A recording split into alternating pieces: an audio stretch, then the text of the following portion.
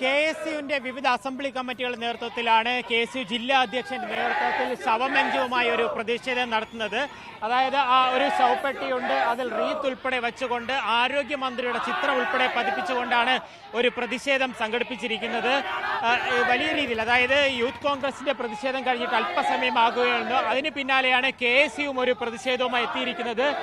എന്താണ് ഇത്തരത്തിലൊരു പ്രതിഷേധവുമായി ഞങ്ങൾ കടന്നു വന്നിട്ടുള്ളത്? ഈ ആരോഗ്യ മേഖലയെ മുടിച്ചുകൊണ്ടുള്ള ഒരു ആരോഗ്യമന്ത്രിയാണ്. ഇന്നലെ നടന്ന സംഭവം നിങ്ങളെല്ലാം കണ്ടതാണ്.